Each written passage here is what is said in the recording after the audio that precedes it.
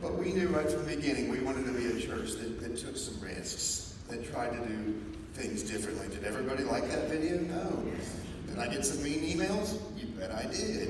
And yet right from the beginning we were trying to take some risks and learn how to take faithful risks. We're going to talk about what the next 45 minutes or so will look like. We're going to start off this morning talking about what faithful risk is. And then we'll talk about how faithful risk is different from unfaithful comfort. And then we'll move into talking about how faithful risk is different from recklessness. And then finally, we're going to talk about some first steps, because I want you to leave here today not just saying, well, that was interesting or that was nice. I want you to leave here this morning saying, I have some concrete steps, some concrete things I can grab hold of so that in my situation, whatever it is, we can begin to move forward in some way. So let's start by talking about what faithful risk is. I spent a lot of time thinking about this, and here's what I think it is. Your definition might be different, but here's what it has been for us in our situation. The first step is stepping out of our comfort zone. Let's be honest, and we'll talk about this more in a minute. We can get in comfort zones. They may not be healthy, they may not be good for us, but it's comfortable. I don't find that anywhere in the Bible, though. Can anybody point to me any piece of scripture that says, be comfortable where you are? I can't find it. So the very first step in taking a faithful risk is saying, okay, I'm going to step out of my comfort zone. But then it's really important to say in ways that are pleasing to God. We can step out of our comfort zones in a bunch of unhealthy ways, can't we? I can say, well, you know what? I think I'll drink 10 alcoholic drinks right now and see if I can go drive my car. Well, that would be stepping out of my comfort zone, right? That would be taking a risk, but it certainly wouldn't be pleasing to God. So it's not just taking a risk for the sake of taking a risk.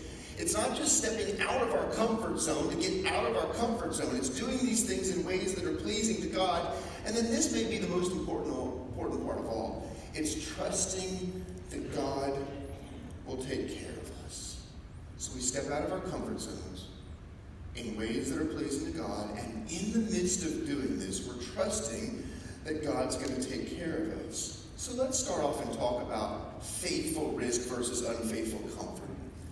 And I want to do this in the framework of one of the greatest stories, I think, of the entire Old Testament, and that's the story of Joshua leading the Israelites into the promised land. It's an incredible story. It's an uplifting story. But before we get to the good part, we've got to talk about the tough part first. Moses has led the Israelites out of Egypt and across the Red Sea, and finally they are getting ready to enter into the promised land. And right when they get to the edge of the promised land, Moses sends out some spies into the promised land. Anybody know how many spies he sent out? 12. Moses sends out 12 spies. Why? God's already told them to go take the promised land, but Moses still sends out 12 spies. Why? Well, Moses was a good military leader. He wanted to check out and see what the people were like there. He wanted to see, are they weak? Are they strong? He wanted to see, is it fortified over there? So Moses sends out 12 spies, and he says, I want you to check it out, and I want you to do one more thing for me. I want you to check it out, what it's like over there, and I want you to bring back some fruit. It's awesome. Let's read the scripture together. It's a little small. I'm not going to read all of it, but they're getting ready to go, and so they go up and they explore the land from the desert of Sin, and they keep on going. And when they're there, they find these descendants of Anak. And then in verse 23, when they had reached the valley of Eshcol, they cut off a branch bearing a single cluster of grapes. 2 of them carried it on a pole between them, along with some pomegranates and figs. That place was called the Valley of Eshcol, because of the cluster of grapes from the Israelites cut off there. At the end of 40 days, they returned from exploring the land. So Moses sends 12 spies over there. They get over there, and what happens? Well, here's the first thing. They see some big people. They see the descendants of Anak, descendants of giants. We don't know exactly what this means, but it's probably just some tall people. They see some tall, probably muscular people walking around, and they get some fruit. That's the whole thing that happens there. The whole thing that happens over 40 of walking around as they see some tall people and they get some fruit. And yet when the 12 come back, only 2 of them, Joshua and Caleb, only 2 say, let's go. It's going to be awesome. It's flowing with milk and honey. God's going to be with us. Let's go. 2 of them say that. 10 of them say, oh my God, we'll never make it. It is flowing with milk and honey. It is a good place, but there are giants there. There's tall people. They look like they've been to the gym. They've been lifting weights. We can't go in there. It'll be terrible. And suddenly everyone begins to rally around those 10 people. Oh man, isn't that how negativity works? You get just a few negative voices. You can have a million positive voices, but you get a few negative voices and suddenly people start to gather around them. The Israelites gather around the 10 people and they say, it's just going to be too hard. And so even though God had said he was going to be with them, even though God had promised them this land, even though it was flowing with milk and honey, just like God said it would, they are terrified and they don't go because they were comfortable right where they were. Was it good where they were? No. Here's this awesome land flowing with milk and honey, and they say, let's not go because it's uncomfortable. We'd rather stay in our comfortable place, even though it's not working that well, even though it's not that good. So here's the first thing that we learn about faithful risk. Its opposite is always unfaithful comfort. We love our comfort. We love the known. We love the status quo, even when they're not good for us. There's another word for that, I think, sometimes. It's called sin. Loving what is comfortable instead of going to the place that God might be leading us. See if these verses sound at all familiar to you. They're from Exodus. Moses has led his people out of slavery in Egypt and across the Red Sea, heading towards the Promised Land. And listen to what the Israelites say to Moses. Didn't we say to you in Egypt, leave us alone, let us serve the Egyptians? It would have been better for us to serve the Egyptians than to die in the desert. You know what they're saying? We'd rather be slaves. At least we knew what that was like. It was horrible, it was terrible, and yet in its own sick way, it was comfortable for us. We don't like this going out into this new area. We don't like trying this new thing. Let us be slaves again as long as we're comfortable. I bet every one of us in this room could tell a story almost like these verses. A time when in our ministry we were talking to someone, or in our church, we chose what was comfortable even though we knew that it wasn't good for us. Even though we knew it wasn't working, we chose it because we knew what the feel was. Here's my story about it. My very first appointment was at a place called Glencoe United Methodist. It was in Summerfield, North Carolina. Now, I grew up in the city of Dallas. I was a city boy. So the cabinet, in their infinite wisdom, sent me out in the country to a place where we were 30 minutes away from the nearest grocery store. I didn't know anything about living in the country. In fact, it took me 2 years to realize that when people were saying to me, bless your heart, they were not saying something kind. Like, people would say to me, bless your heart, and I'd go, thanks. And I always wondered why they had that look on their face, like, you ain't too bright, is you, boy? I had been at this appointment for maybe 4 days. And I was sitting in the church office. I say it was an office. It was really more of a closet that they had stuck a desk in for me. And I'm sitting there. And I'm a graduate of Duke Divinity School. And I'm thinking, okay, I really have no idea what I'm supposed to be doing right now. So I'm sitting at my desk in this closet. And I see this woman come walking down the hall. And she's wearing a turtleneck. And I'm thinking to myself, it's July. She's wearing a turtleneck. These country people, they are strange.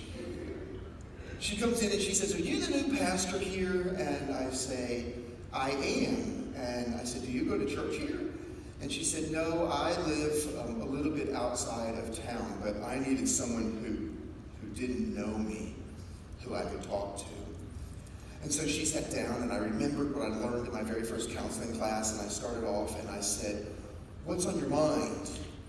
And she was silent for a while. 10 seconds, but it felt like an hour.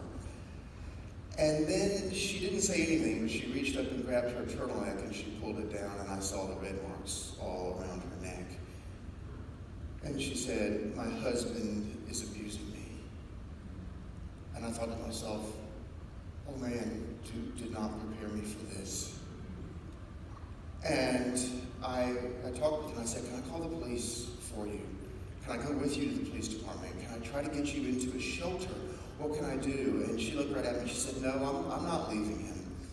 And there's no way that I'll press charges. I'm going to stay with him. I just wanted someone to know in case he kills me." And I was so young and naive at the time. I said to her, "Why?" I said, "Why would you do that?" I was almost getting a little frustrated with her. I said, "Why would you do that? You could die." And then she said the most haunting thing. Do you ever have those conversations that happened 20 years ago, but you can remember them as if they were yesterday? She said the most haunting thing. She said to me, "It's all I know.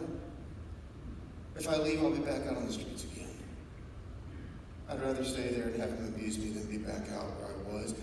And I begged her and I begged her to call the police, and she wouldn't, and she left, never having given me her name, and I never saw her again. I still think about that to this day. It's all I know. It's a microcosm of a lot of our churches today, isn't it? This idea of we've always done it that way, or it's all I know. I get to talk to a good number of churches, and I'm always amazed when I'm talking to churches. And something's not working out well, or the whole church isn't working out well, and I say to them, "How's that working out for you?" And they go, "Well, not good." And I go, "Well, why are you still doing it?" And they go, "Well, it's all we know." And I say, "Well, are you still doing it right now?" And they go, "Well, yeah." And I go, "Well, why?" And they go, "Well, it's all we know." And I say, "Well, are you going to keep doing it in the future when you know it's not working out?" "Well, probably." "Why?" "Well, we've always done it that way." Any of you have a Sunday school class in your church that really no one comes to anymore, but there's a plaque on the door with someone's name who maybe nobody even knows who they are? It's the class isn't working at all, but you still keep having the class because, well, you've always had that class. Ever been working on the church budget and know deep in your heart you're spending money in the wrong areas, but you're afraid to change the church budget because if you take money out of here where it's not really working and put it over here where it might actually work, all these people are going to be upset and they're going to yell, and you're like, "It's just not worth it." At one of my appointments, it was my very first Sunday there. You pastors don't know what I'm talking about. It was a smaller church. My very first Sunday there, it came time for the choral anthem. And as they were getting ready to sing, I was thinking the thing that all ministers think on their first Sunday as the choir gets up to sing. You know what I was thinking? Please don't suck. Please be decent. Please. It's 4th of July weekend. They get up and they're going to sing Lee Greenwood's "God Bless the USA." They get up to sing, and in the first 30 seconds, I think it's a Saturday Night Live skit. It was. I actually thought that somebody might be punking me. I looked around for a camera, like, am I being filmed right now to see how it was true. It was real. About a week and a half later, we had our first administrative board meeting, and the church said to me, "We want to grow. We've heard you can help us grow. We will do anything to grow. You just tell us whatever it is we need to do." And I said, "Hire someone to lead the choir." Because we cannot grow a church if the music is horrible. If it's neutral, fine. If it's terrible, no chance. And they were aghast. "What? Hire somebody? We've never done that." I said, "You've got the money in the budget. You had $20,000 extra last year, over what you needed in your budget. Let's just take $5,000 and hire someone." "No, we've never done that." I said, "You've got to try." "No." 2 years I tried to convince them to hire somebody. And for 2 years, the music was worthy of a Saturday Night Live skit. Churches get comfortable even when stuff is not working. And I bet your churches have some areas like that. Now, clergy, what about us? Do we ever get comfortable? Oh man, you bet we do, don't we?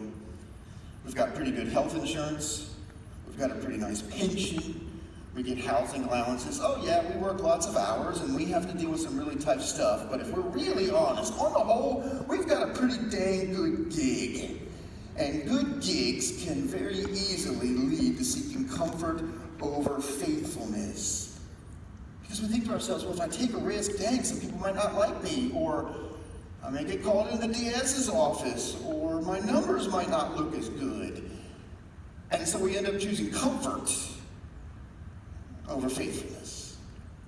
That's what the Israelites do. They're comfortable even though it's not working for them. And if we're honest, I think right now, I'm talking really honest because we're all family here, I think in the United Methodist Church at this moment, we are in a lot of ways like the Israelites. That's what the Israelites do. They choose comfort over being faithful. But here's the thing. Right now, we're at the most exciting time ever, I'd say, in the United Methodist Church. We are standing on the edge of this new land. And we don't know exactly what it's going to look like. The church world's changing like crazy right now. I don't know about you, but even in the 20 years I've been in the ministry, it's changed like crazy. In the last 5 years, church has changed exponentially. A lot of our churches are doing well, but if we're really honest, a lot of our churches are shrinking. We've got money right now because the older generation keeps giving more and more, but in about 10 years, we're going to be in some real trouble financially if things keep going the same way as they are right now. And let's not even get started on February, later this February in St. Louis. We have no idea what's going to happen. And it's a chance for us to be terrified, or it's a chance for us to say, wow, we're standing on the edge of a new land that we can go into in areas we've never been in before. As long as we're willing to let go of this, it's all I know. We're seeking unfaithful comfort. Here's the thing, though, deep down in our hearts. I don't think any of us really want to live that way. I don't think we were created by God to live comfortably. I think deep down we were created for more. I think God puts this yearning in us. God puts this yearning in us to get out of our comfort zones and to go live in ways that are so faithful. Like I said earlier, I don't find one place in Scripture where God or Christ says to us, get comfortable. Can you imagine you're praying, you dedicate yourself to praying, and you're praying, God, just show me what you want from me. God, just let me know. And can you imagine God saying this? I want you to play it safe. Or you're praying, God, show me where you want me to go, and God says this. Or God says this. Or God says this. The Israelites chose unfaithful comfort for 40 years. They chose unfaithful comfort, and then they wandered around for 40 years. Here's my question to us this morning. Haven't we wandered around enough? Isn't it time for us to finally be bold? Isn't it time for us to finally take a risk and enter into the promised land? So let's talk about how we can begin to do it. Let's talk about how we can begin to get out of unfaithful comfort. Well, here's how it happens with the Israelites. Finally, after 40 years of wandering around, they are again ready to enter into the promised land. Joshua's right there with them. And God speaks through Joshua to the people, and listen to what God says. No one will be able to stand up against you all the days of your life. As I was with Moses, so I will be with you. I will never leave you nor forsake you. And then God says to Joshua just something so powerful. Listen to this. Be strong and courageous. And then in one of the most interesting pictures in Scripture, in the very next verse, God repeats himself, but with emphasis. Listen, be strong and very courageous. It's almost like God knew that people were going to need an extra dose of bravery. Be strong and courageous? No. Be strong and very courageous. What's God saying? Take the risk. Go into the promised land. I will be with you. So you be strong, you be courageous, because I've got you. I'm the creator of the universe. No one is more powerful than me. I've got you because I've got you. You can be brave. You can be brave. Here's the way out of unfaithful comfort. It's to take a risk. This shouldn't surprise us, should it? Because Jesus himself, who if you weren't a follower of Jesus, my guess is you might not be in this room this morning. Jesus, the one who you worship, the one who hopefully you have given your life to, says very clearly throughout Scripture that following him is going to be taking a risk, because he might ask us to sell everything